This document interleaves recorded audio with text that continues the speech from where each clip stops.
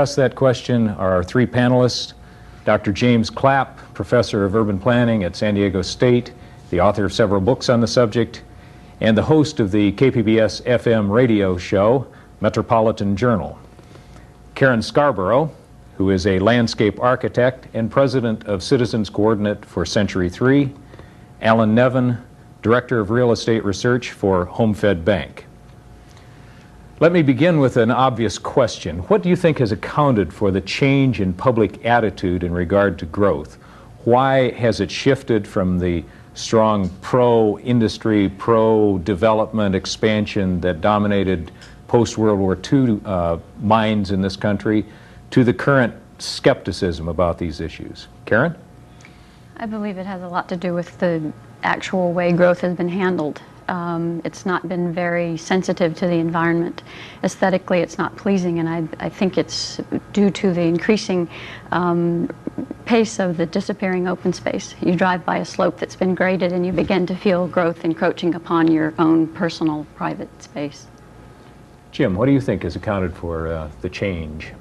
Well, I think the attitudes go back a good deal further, perhaps. I mean, if I had to say that there were three people who were influential in contemporary attitudes about growth, they probably wouldn't be people who immediately come to mind. Wernher von Braun, the Ayatollah Khomeini, and Howard Jarvis. It requires a little explanation, but I think Wernher von Braun was influential in the rocketry program that allowed us to get out of our envelope of our planet, look back at it, see that it was what had come to be called now spaceship Earth, and we began to look at things in terms of finite sets of resources. So there were questions as to whether or not we could continue to grow ad infinitum in the way that we have in the past without beginning to stretch these sorts of resources. The Ayatollah, in a sense, is kind of symbolic of the kinds of shortages that we had in critical fossil fuels. OPEC, I suppose, could be put to blame as well. The recessions that came along in the 1970s, all of these things, I think, began to create a mindset in the general public that things are fixed, that we need to begin to husband resources in ways, and that began to be taken down into to a local level where people were worried about some of the things that Karen was saying about the diminishing open space, not as much room on the freeway, things of that sort. So I think those things have played as a larger backdrop into the concerns about growth. So your heroes are Wernher von Braun, the Ayatollah, and who is your third hero? Well, I wouldn't know whether I would call any of these people necessarily my heroes, but I would choose them as people who are, in a sense, symbolic of events that have come to set this atmosphere of concern for growth. Alan, how about you? What would you say has changed the public thinking on these issues? Far more simplistic answer. I really believe a direct correlation with highway traffic. Highway traffic. I think the reality is if people didn't have to get on 5 or 15 in the morning, they really wouldn't care how fast the county is growing because they wouldn't really notice it. Karen, I sense that that's very different from your feeling about this. Is that true? Well, I think it relates in a way that unless you're directly impacted by it or can see it, it doesn't really bother you. If you're sitting in a traffic jam, you're irritated. And I think the irritation is what is changing people's feelings. And that can take various forms, transportation being perhaps the most blatant. And I would say open space as well. And open space. Could I ask, each of you has a vantage point of being able to see things from many perspectives. In the immediate future of San Diego, there are projections of growth patterns. What are some of those growth patterns that we know will be coming and that we have to plan around? What are the most obvious trends that we need to take into account? Well, from the standpoint of pure population gain, depending on who you listen to, the growth here is going to be somewhere between 50 and 70,000 people a year indefinitely. And about half of that is the result of just people being born here, and the other half people moving in from south of the border and north of the border. And any way you look at it, we're going to continue to grow 500 to 700,000 people a year. I think that raises a crucial question. Excuse me, a decade. A decade. Yes, 500, okay. That in terms of however many people it is, I think a really essential issue is what is going to be the condition of those people economically in terms of their ability to contribute to growth, or what they're going to cause in terms of the diminishment of some of the kinds of things that we've already mentioned with respect to traffic and open space. And I think what's crucial with respect to it is not necessarily the absolute numbers, at least in my view, but it is the distribution of the wealth of the community and the capacity of people to be able to take advantage of the kinds of urban benefits that the region has to offer. And some of the concerns that I personally have with respect to the reactions that we've had from various segments of the public with respect to growth is that it may begin to divide the population of the communities in a rather competitive kind of way. And we've already seen indications of this beginning to happen. So I think the question is not only how much growth, but how is it distributed and how are the benefits of growth distributed among the population. I think that in the final analysis is a far more crucial issue than the absolute numbers. In that same issue, by the way, let's relate to household count, because the number of persons per household is increasing in the county, and we're getting multi-generational households. So we probably are not increasing the number of households as much as we have in the past, but there are more folks in each house, and that does in fact directly relate to your comments on who is moving here. This is an indicator of what we would call doubling up, where the children are still living or having to return to live with their parents because they might not be able to find affordable housing? Well, that as much as the Changing folks family from structure too, I believe. that too, but you have the you look at the Latino influence and the Far East, where they are accustomed to having multi-generational households with maybe three, sometimes 4 generations in a household. And that changes the entire community. So are you saying we're headed toward that? Oh, there's no question about that. We are definitely heading towards that. So the global village that's happening in San Diego is part of the change then in population patterns with the multi-generational. We are a global village. There's no question there. And I think what's important too is that instead of promoting the competition between different cities, I think the growth is going to happen regionally. And we all need to look at how we as a region are going to manage it, including Tijuana and potentially Riverside and Orange County and El Centro. We are a larger area that people are going to continue to come to. And if the city of San Diego does something that impacts other areas, they need to have coordinated efforts instead of the balloon effect where you limit something and it pops into another area. I think there needs to be a concerted effort to move together to handle the growth. It seems to me, apropos of what Karen is saying, that one of the things that we've seen happen in the last decade, for example, in San Diego, is a considerable number of new municipal incorporations. For a number of years, there was something like 13 cities or 12 or 13 cities in the county of San Diego. And then in the 1980s, there were a number of new municipal incorporations that were formed. And I think partially that's an indication of, I suppose, what you could call the balkanization of the San Diego region, somewhat in the same way that we are seeing things in Eastern Europe in terms of dividing up into parochial interests. And I don't think that that trend necessarily serves the interests of regional planning and cooperation. In fact, it goes in the other way, I agree. I think we need to change the direction and all work together. I think the land... So we need a regional orientation in the Yes. planning, not just a particular community. Let me, at this point, interrupt and say that Global Village went out and asked a few residents of San Diego how they felt about growth, and these are some of the comments that they had to say on the subject. I'm a native San Diegan, and I think the future for our children, if we stay here, is going to be pretty grim, based on the lack of control. I think they have to have better traffic control. That's one of the main things. I think that the builders are pushing a little bit too hard to get more people in when we really don't have the facility, the roads, the schools, or anything else to take care of all of that. I noticed that a lot of the nice wilderness areas are being turned into like tract housing and stuff, and it doesn't look like it's affordable housing for people that need it, so I really don't understand why it's being built. Water. If we don't have enough water, we can't continue to grow. But I think they'll get it through the legislature, and they'll continue to build even though they don't have enough water. It's just going to be a mess. That it's priced itself out of the market quite a bit. A lot of the major corporations are leaving San Diego. They came here for the good weather, the less expensive environment with all that's considered in San Diego. I'd like to see San Diego reestablish more of a community attitude. We need to be geared more toward families. And San Diego does need to work on their mass transit. That's one definite problem here. And hopefully that will be addressed before it's too late.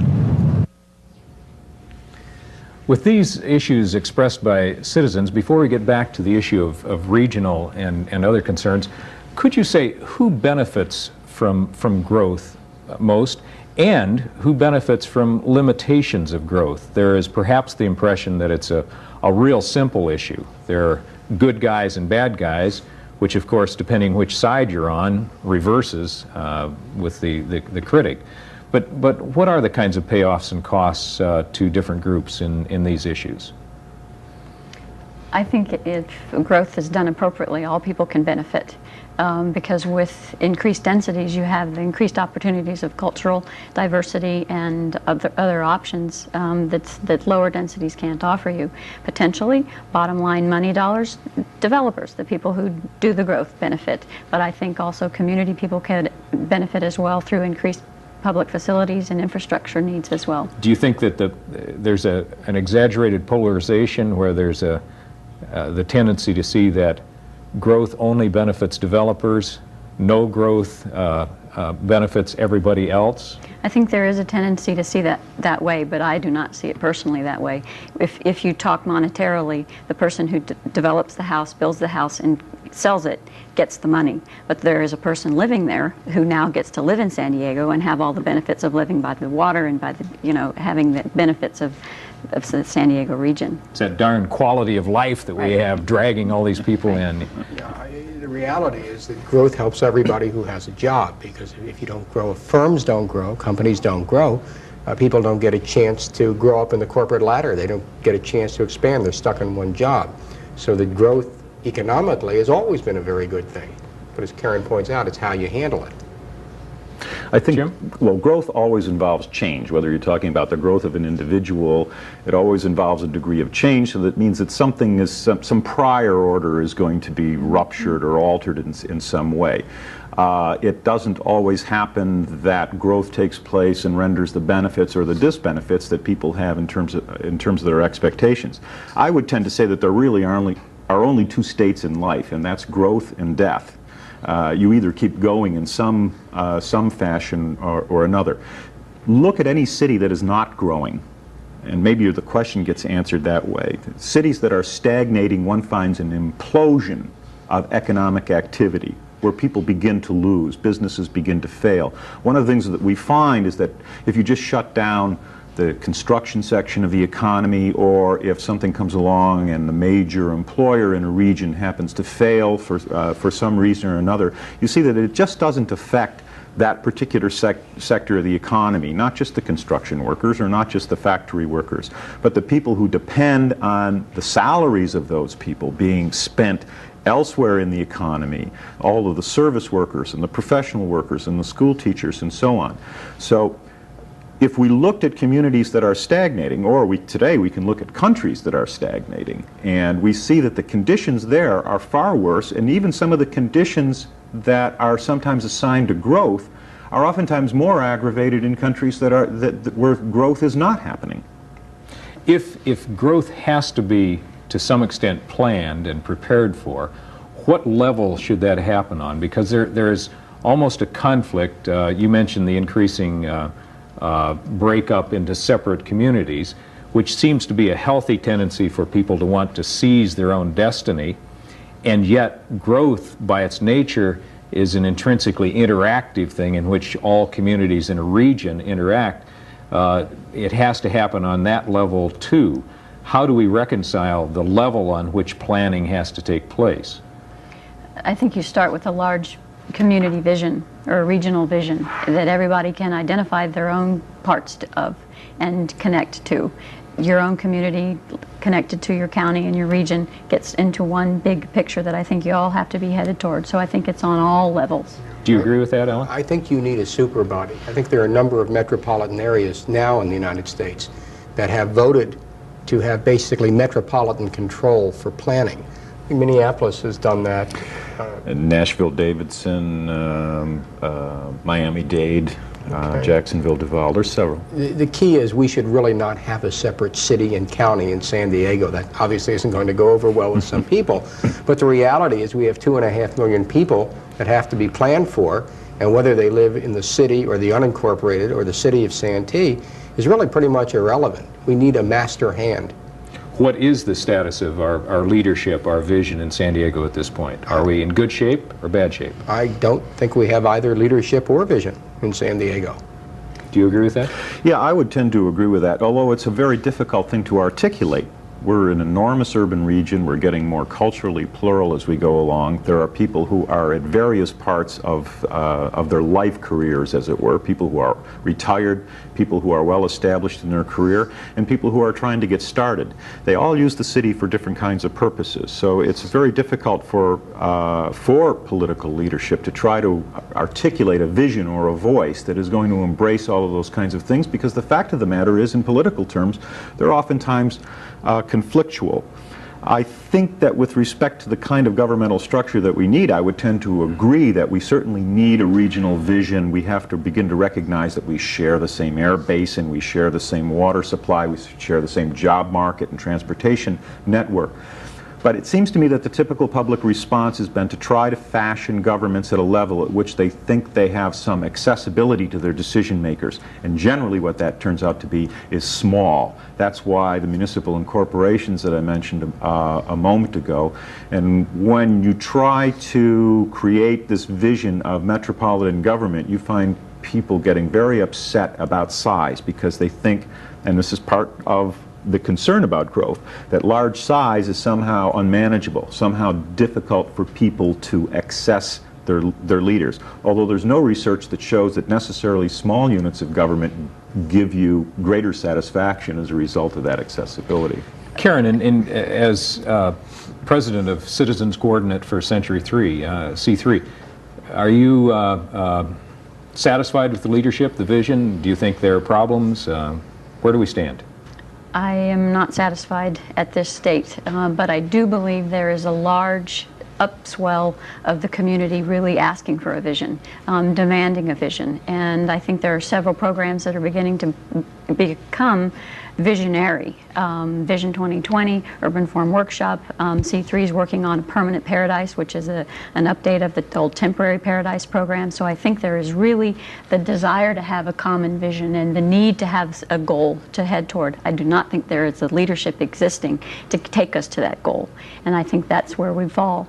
And to me, the accessibility of the politicians is good in a sense that people feel like they're connected to the decision-making bodies. But if a political system is only concerned with the small garages or the small land use decisions, that they waste their time on unimportant things, in my opinion. They should be directing policy. They should be setting standards and looking into the future and creating some vision, but I see a lack of it in our political body. Why do we have this lack of leadership, Alan?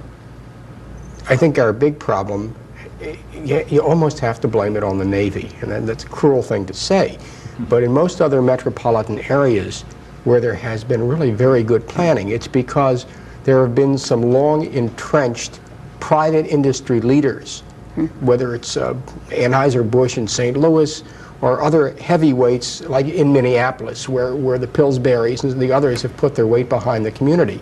Unfortunately, our largest industry in this county really doesn't view itself as a local leader.